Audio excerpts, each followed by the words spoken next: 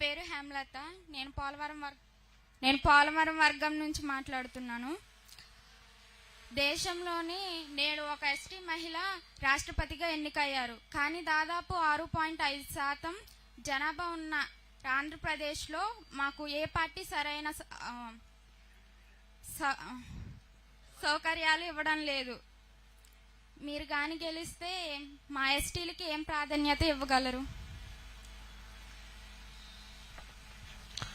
అమ్మా, తెలుగుదేశం పార్టీ అధికారంలో ఉన్నప్పుడు గుమ్మడి సంధ్యారాణి గారిని ఎమ్మెల్సీ చేశాం. అంతేకాకుండా ఇప్పుడు ఆ తల్లి కూడా పాలిట్ బ్యూరో సభ్యురాలుగా ఉన్నారు. తెలుగుదేశం పార్టీ పాలిట్ బ్యూరో అంటే దాదాపు కేబినెట్ హోదా మాకు పార్టీలో. అలా ఎస్టీ సోదరి మహిళని తెలుగుదేశం పార్టీ గౌరవించింది. కానీ మీరు అడిగినట్లు రాజకీయంగా ఇంకా మెరుగైన అవకాశాలు కల్పించాలి. అంతేకాకుండా మన తాండాల్ని కూడా అభివృద్ధి చేసుకోవాల్సిన బాధ్యత మనందరిపైన ఉంది.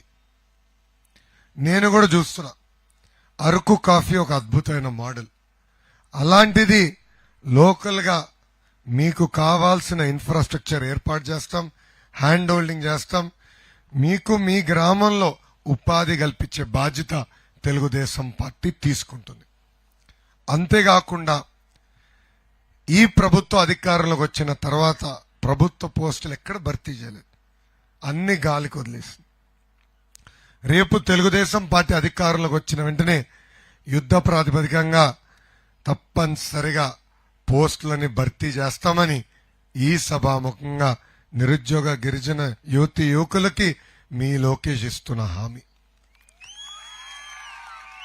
సో ఒక పక్కన ప్రభుత్వ ఉద్యోగాలు, ఇంకో పక్కన స్వయం ఉపాధి, మూడోది అరకు కాఫీ లాంటి మోడల్స్, అంటే ప్రైవేట్ సంస్థలతో ఒప్పందం కుదిరించి మీరు పండిస్తున్న పంటని కొనుగోలు చేసి వాల్యూ ఎడిషన్ చేసి మీకు మెరుగైన ఆదాయం అందించే బాధ్యత మేము తీసుకుంటాం.